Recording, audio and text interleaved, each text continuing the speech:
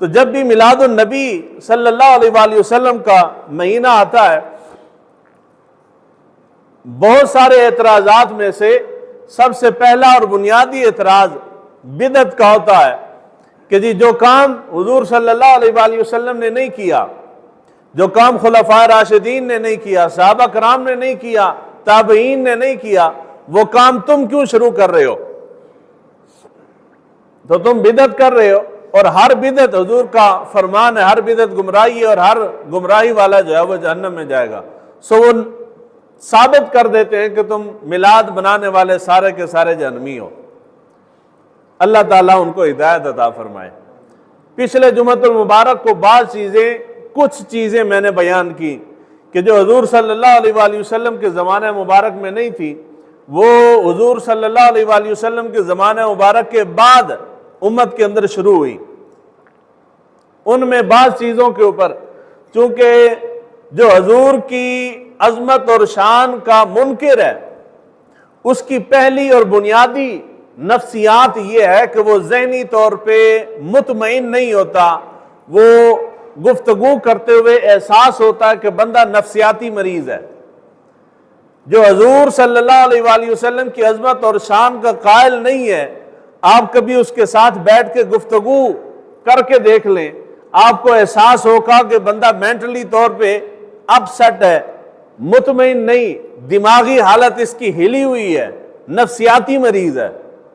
نفسیاتی مریض ہوتا ہے کہ جو ایک بات پہ ٹھہر نہیں سکتا، ایک بات پہ رک نہیں سکتا، وہ ایک اعتراض کرے گا، اس کا آپ جواب دینے لگیں گے، دیکھے گا کہ پھنسنے لگا ہوں تو فوراً پینترا بدلے گا، دوسرا اعتراض داغ دے گا، اس کا آپ جواب دیں گے، فوراً تیسرا اعتراض داغ دے گا۔ تو سو یہ نفسیاتی مریض لوگوں کے ساتھ ہمارا واسطہ ہے، مد مقابل ہمارے صاحب عقل اور صاحب عقل سلیم رکھنے والے لوگ نہیں ہیں۔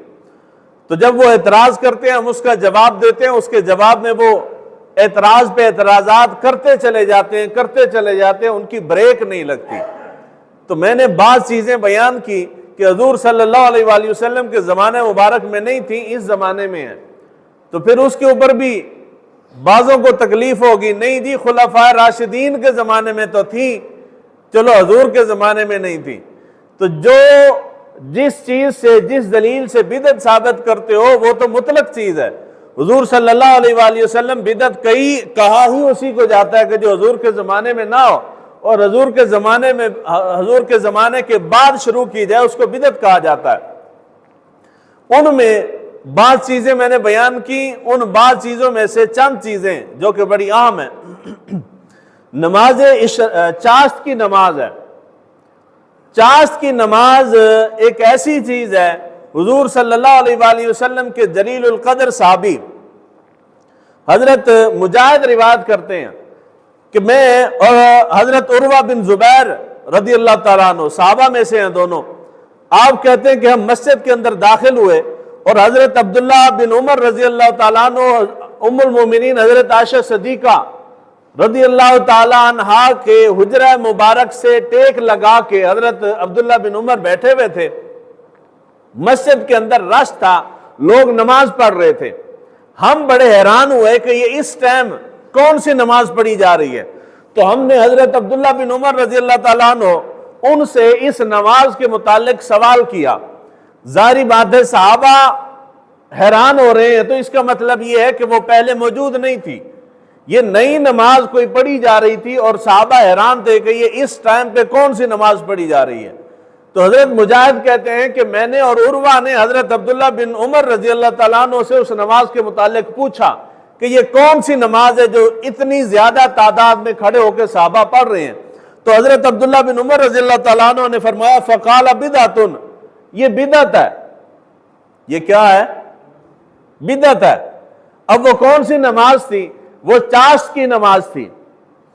صحابہ کرام رضوان اللہ اجمعین، جلیل القدر صحابہ موجود ہیں، حضرت عبداللہ بن عمر رضی اللہ تعالیٰ عنہ جیسی عظیم ہستی موجود ہے، ان کے سامنے صحابہ اجتماعی شکل میں ایک بدعت والا کام کر رہے ہیں، اور صحابہ کرام رضوان اللہ اجمعین کو، کسی صحابی کو یہ حدیث مبارکہ جو آج لوگوں کو یاد آئی ہے، کسی کو یاد نہیں آئی کہ حضور کا فرمان ہے کل بدعت ضلالہ وکل ضلالۃ فی النار. صحابہ کھڑے ہو کے حضرت عبداللہ بن عمر رضی اللہ تعالیٰ عنہ سب سے پہلے وہ روکتے, کھڑے ہو کے ان کو منع کرتے کہ نہیں, جو چیز حضور سے ثابت نہیں ہے تمہیں کس نے اجازت دی ہے یہ پڑھنے کی, تم بدعت کر رہے ہو, بدعت کرنے والا جہنم میں جائے گا. حضرت عبداللہ بن عمر نے نہیں روکا, اور آج تک امت کے نیک پارسا صالحین جو ہیں وہ چاش کی نماز پڑھتے چلے آ رہے ہیں, چاہے وہ میلاد مناتا ہو یا نہ مناتا ہو. چاش کی نماز تمام اہل اللہ جو ہیں وہ چاش کی نماز پڑھتے ہیں, جن کو رب توفیق دیتا ہے وہ پڑھتے ہیں. لیکن حضرت عبداللہ بن عمر نے اس کو بدعت کہا ہے. بدعت کہنے کے باوجود آپ نے صحابہ میں سے کسی کو بھی اس سے منع نہیں کیا. اس کے بعد یہ بہت ایمان افروز جملہ ہے, سمجھنے والا ہے. حضور صلی اللہ علیہ وآلہ وسلم نے قاعدہ, طریقہ اور حکم یہ ارشاد فرمایا, اگر کوئی شادی شخص زنا کر بیٹھے, شادی شدہ ہو اور زنا کرے, اور اس کا زنا کرنا ثابت ہو جائے تو اس کے لیے سنگسار کی سزا ہے, یعنی پتھر مار مار کے اس کو موت کے گھاٹ اتار دیا جاتا ہے. اور اگر کوئی غیر شادی شدہ شخص ہو, کنوارا ہو اور زنا کر لے, اور اس کا زنا ثابت ہو جائے, گواہیاں جو پروسیس ہے وہ ثابت ہو جائے, تو اس کے لیے سزا یہ ہے کہ اس کو 1 سال کے لیے شہر بدل کر دیا جائے گا, اس شہر سے نکال دیا جائے گا, اور اس کو 80 کوڑے مارے جائیں گے, 100 کوڑے مارے جائیں گے. یعنی غیر شادی شدہ شخص ہے تو 100 کوڑے لگیں گے, اور اس کو شہر سے نکال دیا جائے گا 1 سال کے لیے. وہ 1 سال اس شہر میں نہیں آ سکتا. اس کے اوپر بخاری شریف, صرف بخاری کے اندر 9 حدیثیں حضور کی موجود ہیں. اگر کل سیاستہ میں سے نکالے تو شاید تعداد سینکڑوں تک جاتی ہے.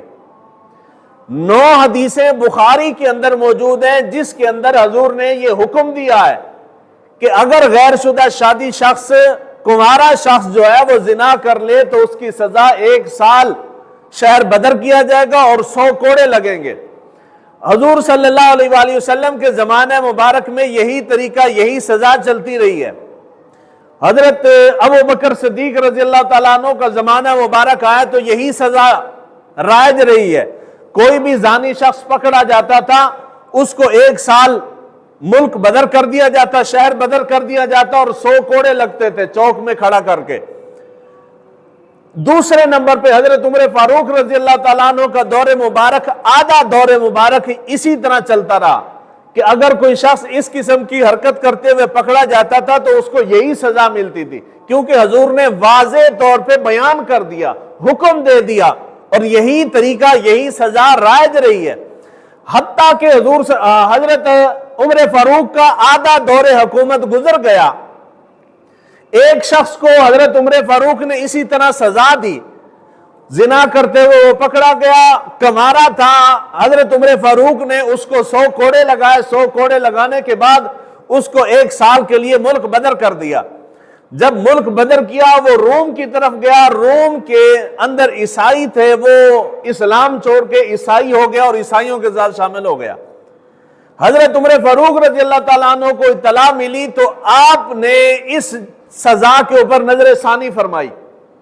صحابہ موجود تھے, سارے صحابہ کو جمع کیا. ان صحابہ میں خصوصی طور پہ حضرت علی شیر خدا کا ذکر ہے کہ حضرت علی شیر خدا بھی اس مجلس کے اندر موجود تھے.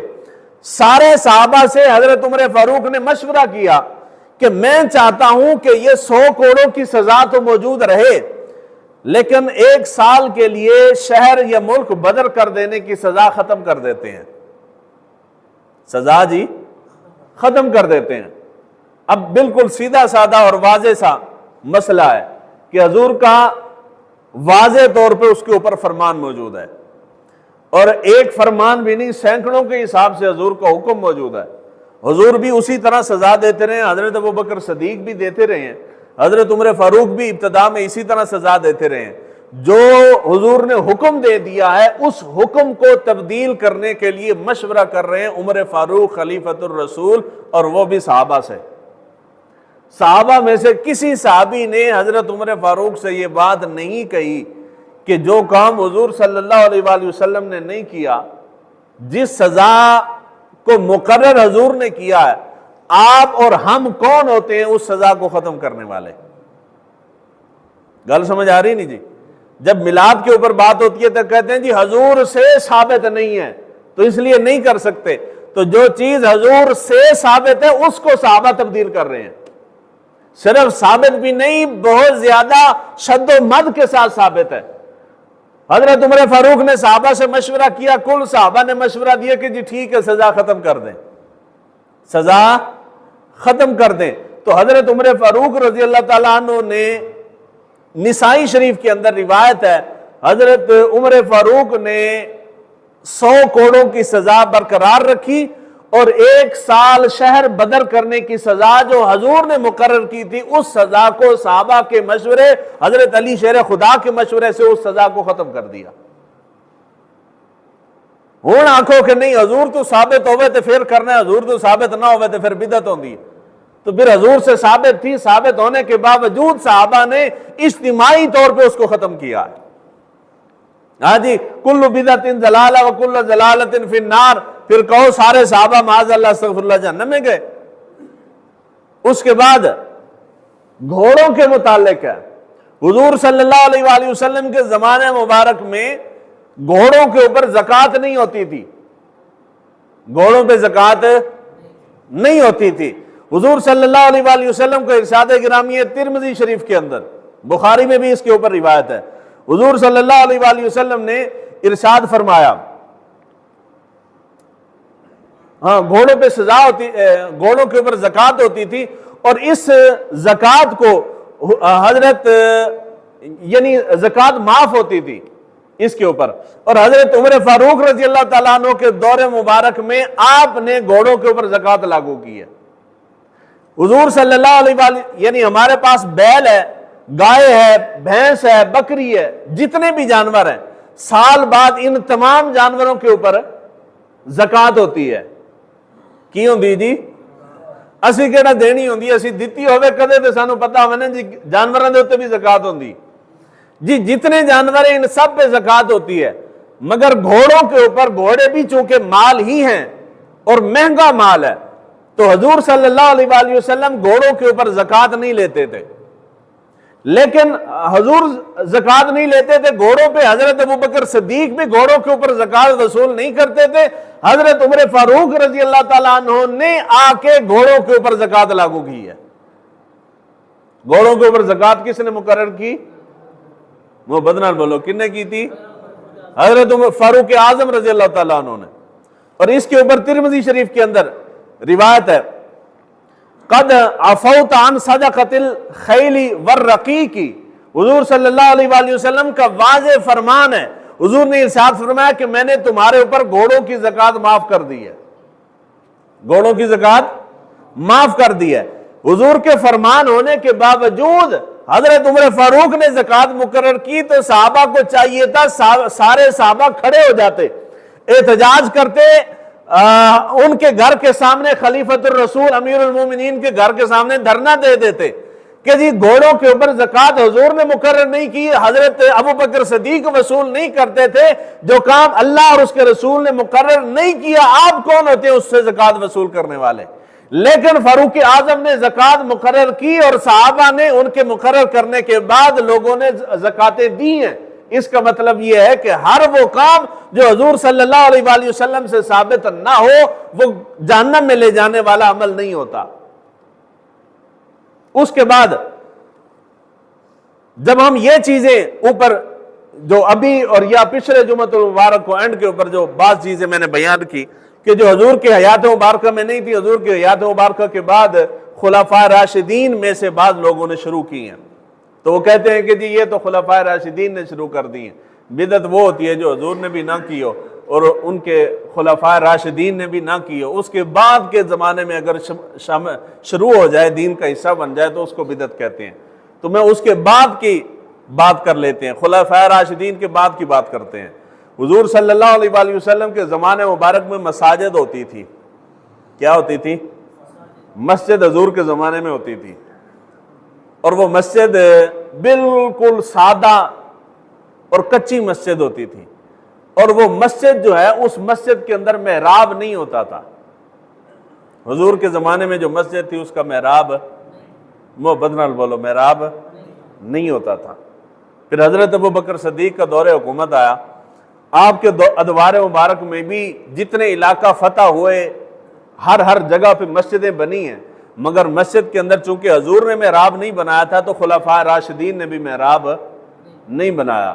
حضرت فاروق اعظم رضی اللہ تعالیٰ عنہ کے دور مبارک میں بہت بڑا علاقہ فتح ہوا، مگر اس پورے علاقے کے اندر جہاں جہاں علاقہ فتح کرتے تھے ساتھ مساجد بھی بناتے تھے۔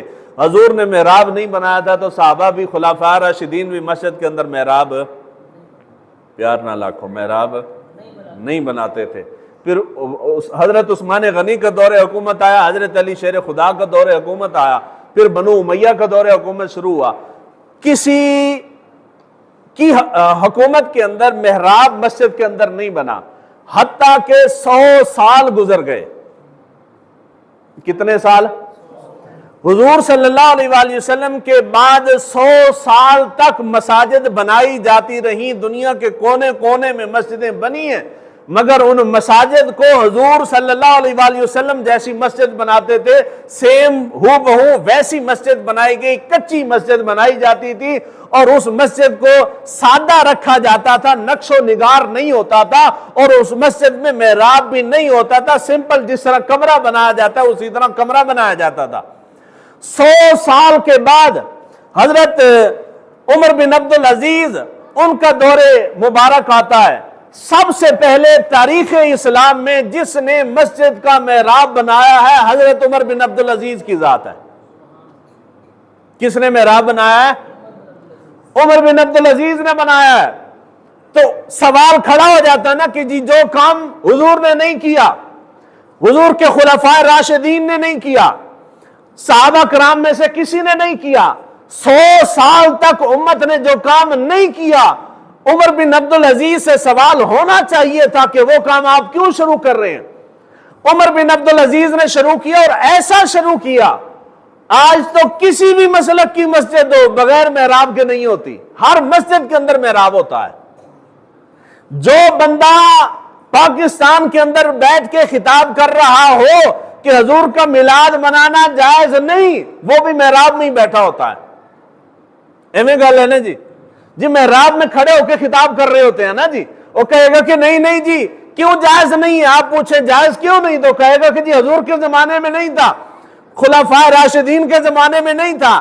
آج تو لوگ اتنی ترقی کر گئے ہیں، انہوں نے عدد شمار کیے ہوئے ہیں، حضور کی حیات مبارکہ میں اتنی بار ربیع الاول آیا ہے، ابو بکر صدیق کی حیات مبارکہ میں اتنی بار ربیع الاول آیا، عمر کی حیات مبارکہ میں اتنی بار ربیع الاول، عمر کی حیات مبارکہ میں اتنی، ابو بکر کی اتنی، عثمان کی اتنی، علی شیر خدا کی حیات میں اتنی، امام حسن کی حیات میں اتنی، امام حسین کی حیات میں اتنی مرتبہ ربیع الاول آیا، انہوں نے ربیع الاول نہیں منایا تو تم کیوں مناتے ہو؟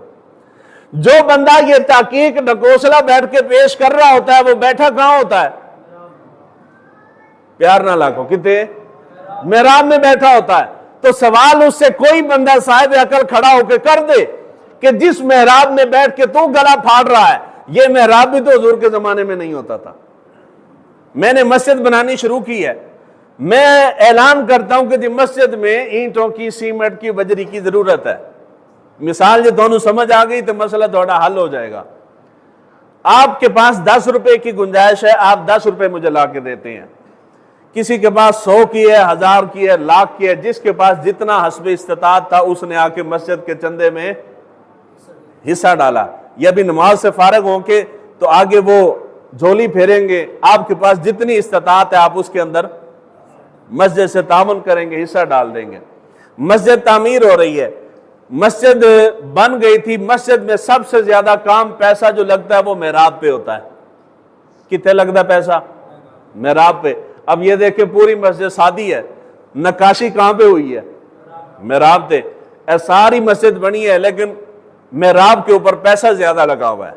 اب محراب بنا رہے ہیں تو مسجد کا حصہ ہے، آپ نے 10 روپے دیے ہیں تو کس نیت اور کیا سوچ کے پیسے دیے ہیں؟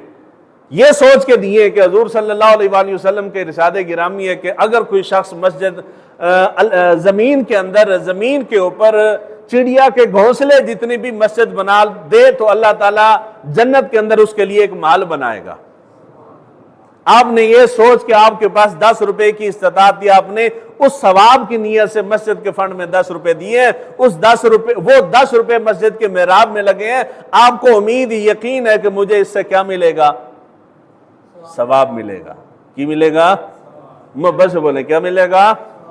جو چیز حضور کے حیات مبارکہ میں 100 سال تک ہوئی ہی نہیں ہے، 100 سال بعد ایجاد ہوئی ہے، اس سے ثواب کیسے مل رہا ہے؟ گل سمجھ آئی نہیں جی حضور کے حیات مبارکہ میں نہیں تھی، خلفاء راشدین کے زمانے میں بھی نہیں تھی، صحابہ کے زمانے میں بھی نہیں تھی، 100 سال بعد جا کے شروع ہوئی ہے، وہ بھی بدعت، اور اس بدعت کے اوپر آپ ثواب کی امید رکھتے ہیں۔ اس کا مطلب یہ ہے کہ جو بدعت کی تعریف ہمیں گڑ گڑ کے سنائی گئی ہے نا، جس تعریف سے میلاد کے اوپر رگڑا لگایا جاتا ہے وہ تعریف درست نہیں ہے۔ اس کے بعد بہت خوبصورت چیز ہے، قرآن مجید آپ میں سے کوئی بھی پڑھنا چاہتا ہے تو ہم میں سے اکثر کے بعض جو قرآن مجید ہے اوپر عربی کلام لکھا ہوتا ہے، نیچے اس کا ترجمہ لکھا ہوتا ہے۔ کی لکھا ہوتا ہے؟ ترجمہ۔ آپ ٹی وی کے اوپر اسکالر حضرات جتنے بیٹھے ہیں یہ بڑا چیختے چلاتے ہیں کہ نہیں نہیں نہیں جی قرآن ویسے نہ پڑھیں، قرآن ترجمے کے ساتھ پڑھنا چاہیے، قرآن سمجھ کے پڑھنا چاہیے۔ تو سمجھنے کے لیے آپ کو ترجمے کی ضرورت ہے۔ کس کی ضرورت ہے؟ محبت نہ بولو، کی دی؟ ترجمے دی ضرورت ہے۔ حضور صلی اللہ علیہ وآلہ وسلم کے زمانے مبارک میں قرآن مجید کا ترجمہ پیار نہ لاکھو ترجمہ نہیں ہوتا تھا۔ آپ سے بلواتا اس لیے ہوں تاکہ مجھے معلوم ہو کہ آپ یہیں پہ ہیں، گھر میں نہیں چلے گئے۔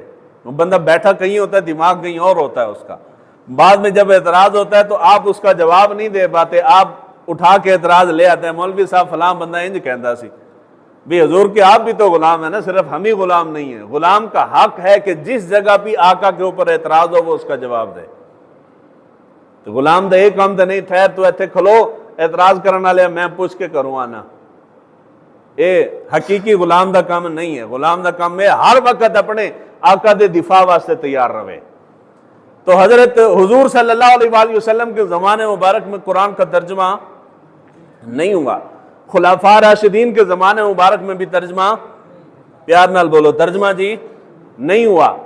کل صحابہ اس دنیا سے وصال فرما گئے، سینکڑوں سال، سینکڑوں صدیاں گزر گئی، قرآن کا کسی نے ترجمہ، حالانکہ اب آپ کہیں گے کہ نہیں جی وہ تو تھے ہی عربی زبان والے۔ اچھا حضرت عمر فاروق رضی اللہ تعالیٰ عنہ کے زمانہ مبارک میں عرب سے باہر بھی علاقے فتح ہو گئے تھے، پڑھتے وہ بھی عربی والا ہی تھے، چاہے سمجھ آتا تھا یا سمجھ نہیں آتا تھا پھر بھی وہ عربی پڑھتے تھے۔ عربی کے علاوہ کسی اور زبان کے اندر ترجمہ کسی صحابی نے نہیں کروایا۔ سب سے پہلے جس نے ترجمہ کیا ہے قرآن مجید کا وہ ہندوستان کے اندر شاہ ولی اللہ محدث دہلوی نے ترجمہ کیا ہے۔ آپ سے پہلے قرآن مجید کا کسی بندے نے کسی زبان کے اندر ترجمہ نہیں کیا۔ اور جب شاہ ولی اللہ محدث دہلوی نے ہندوستان کے اندر بیٹھ کے قرآن مجید کا فارسی میں ترجمہ کیا تو بالکل اسی طرح مہم چل پڑی تھی جس طرح میلاد کے خلاف اب چل پڑی ہے۔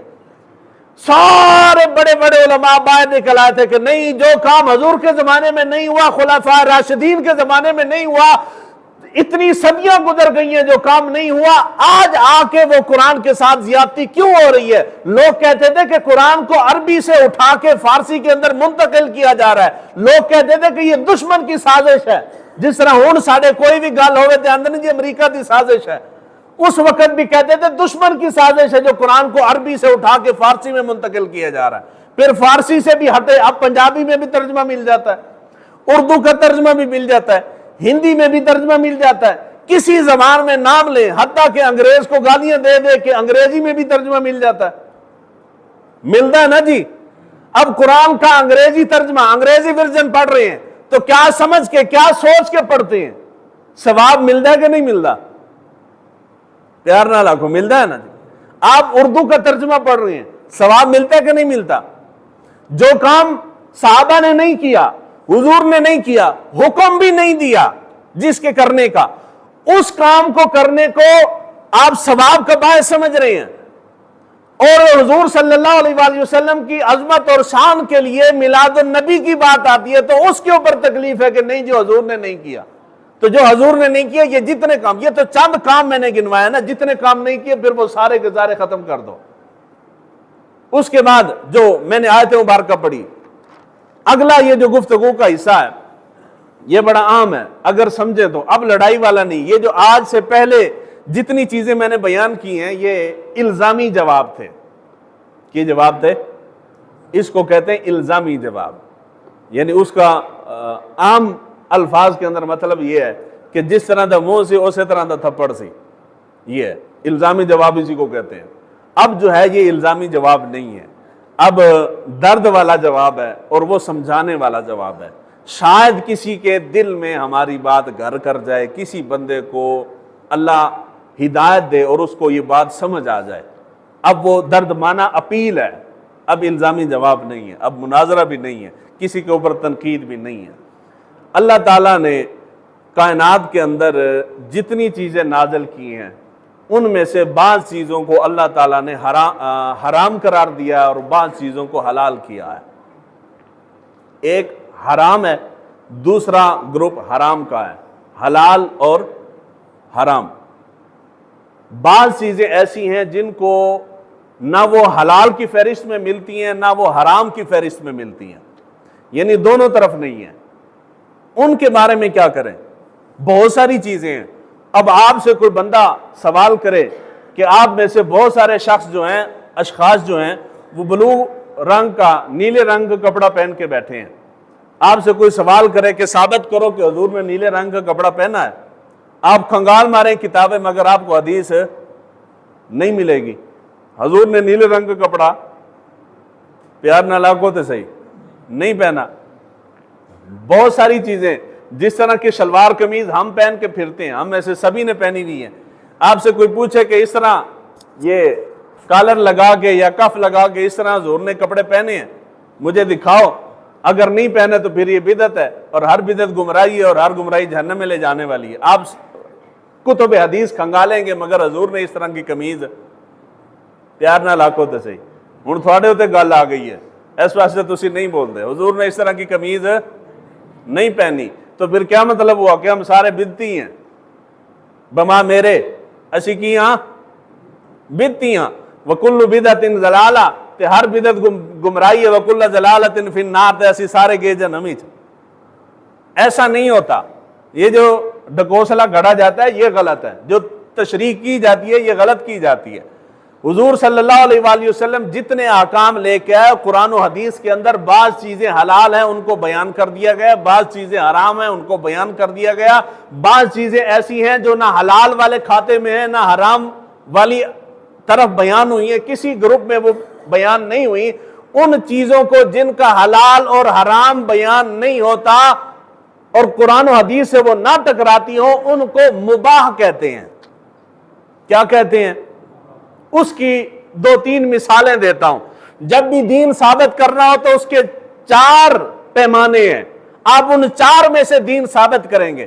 پہلے نمبر پہ اگر کوئی چیز ثابت کرنی ہے تو اس کے لیے دلیل قرآن سے ہوگی، قرآن سے نیچے نہیں آ سکتی. اگر قرآن سے دلیل نہ ملے تو دوسرا درجہ حضور کا فرمان ہے، سنت مصطفیٰ سے حدیث رسول سے اس کی دلیل ہونی چاہیے. اگر سنت رسول سے حدیث رسول سے اس کی دلیل نہ مل سکے تو تیسرے نمبر پہ اس کی دلیل آتی ہے اجماع سے. کس سے آتی ہے؟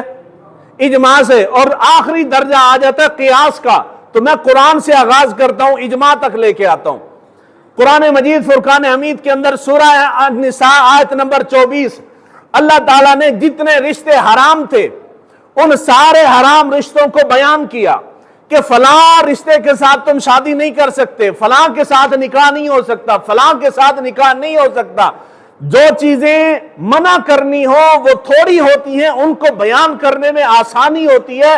جن سے منع نہ کرنا ہو، کرنا جائز ہو، ان ساری چیزوں کو بیان کرنا ممکن نہیں ہوتا، مشکل ہو جاتا ہے. اس لیے آپ قرآن پڑھیں گے تو قرآن کے اندر حرام رشتوں کا تفصیل کے ساتھ بیان ہے، حلال رشتوں کا تفصیل کے ساتھ بیان بیان نہیں ہے. جہاں سے منع کرنا ہو، آپ شہر جاتے ہیں، نو پارکنگ، جہاں پارکنگ کرنا منع ہے وہاں نو پارکنگ کا بورڈ لگا ہے، اور جہاں پارکنگ کرنے کی اجازت ہے وہاں بورڈ لگا ہوتا ہے. وہاں کوئی بورڈ نہیں لگا. اس کا مطلب یہ ہے کہ جہاں سے منع نہیں کیا گیا وہاں آپ گاڑی کھڑی کر سکتے ہیں. جس چیز کو منع کیا جاتا ہے وہ تھوڑی ہوتی ہے، اس لیے قرآن حدیث میں اس کا بیان ہو جاتا ہے تفصیل کے ساتھ. اور جو چیز حلال ہوتی ہے ان کی گنتی شمار مشکل ہے، اس لیے قرآن ان کو بیان، پیار نہ لاکھو، ان کو بیان نہیں کرتا. اس کی مثال، پہلی مثال دے رہا ہوں. وَأُحِلَّ لَكُم مَا وَرَاءَ ذَلِكُمْ، اللہ تعالیٰ نے سورہ النساء آیت نمبر 24 میں جتنے حرام رشتے تھے ان سارے رشتوں کو تفصیل کے ساتھ بیان کرنے کے بعد اب سوال تھا کہ یہ تو ہو گئے حرام رشتے جن کے ساتھ ہم رشتہ نہیں کر سکتے، جن کو اپنی زوجہ بیوی نہیں بنا سکتے، اور جن کو بنا سکتے ہیں وہ کون سی ہیں؟ اللہ تعالیٰ نے ارشاد فرمایا وَأُحِلَّ لَكُم مَا وَرَاءَ ذَلِكُمْ، جو حرام تھے وہ میں نے بیان کر دیے، اس کے علاوہ جتنے ہیں وہ سارے کے سارے تمہارے لیے حلال ہیں. وہ سارے کیا ہیں؟ تو حلال کی لسٹ قرآن نے نہیں دی، مطلق کہہ دیا کہ باقی سارے جائز ہیں تمہارے لیے. اس کے بعد قرآن مجید فرقان حمید کے اندر حرام جانوروں کا ذکر ہوا ہے. کون کون سا جانور کس کس صورت میں تم نہیں کھا سکتے. جو حرام تھا قرآن نے تفصیل کے ساتھ بیان کر دیا. جو حلال تھا ان کی لسٹ بنانا ممکن نہیں ہے تو قرآن نے ان کی لسٹ ان کو شمار نہیں کیا. قرآن مجید فرقان حمید کی سورہ الانعام آیت نمبر 119 اللہ رب العزت نے ارشاد فرمایا قد فضل لکم ما حرم علیکم، یہ وہ چیزیں ہیں جن کو جو چیزیں حرام تھی وہ ساری کی ساری ہم نے بیان کر دی، اور جو ان کے علاوہ ہیں وہ ساری کی ساری تمہارے اوپر حلال کر دی گئی، وہ باقی حلال ہیں. اس کے بعد قرآن مجید فرقان حمید کی سورہ المائدہ اللہ تعالیٰ نے ارشاد فرمایا آیت نمبر 4 یسألونک ماذا احل لکم، اے محبوب صلی اللہ علیہ وآلہ وسلم آپ سے سوال کرتے ہیں کہ کون سی چیز ہمارے لیے حلال ہے. اب ہر حلال کی لسٹ دینا مشکل ہے، بیان نہیں کیا جا سکتا کہ کون کون سی چیز حلال ہے. اتنی اللہ تعالیٰ کی مخلوقات ہیں، کون کون سی شے حلال ہے تو اس کی لسٹ بنانا ممکن نہیں. تو اللہ تعالیٰ نے اس کا جواب دیا یسألونک ماذا احل لکم، تم سے پوچھتے ہیں کہ کیا کیا شے حلال ہے.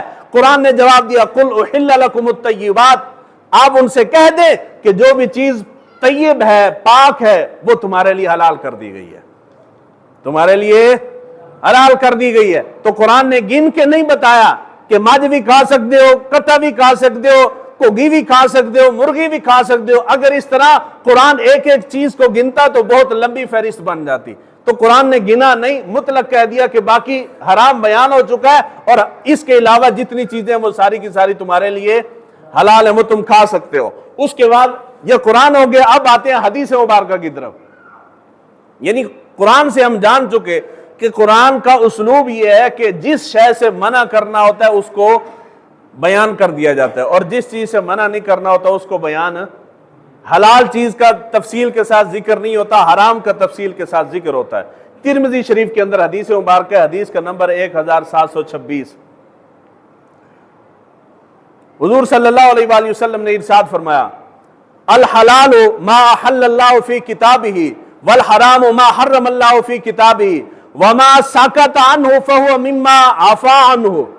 بہت قابل توجہ حدیث مبارکہ ہے. حضور صلی اللہ علیہ وآلہ وسلم نے ارشاد فرمایا کہ حلال وہ ہے جس کو اللہ تعالیٰ نے اپنی کتاب میں حلال کر دیا ہے، اور حرام وہ ہے کہ جس کو اللہ تعالیٰ نے اپنی کتاب میں حرام کر دیا ہے.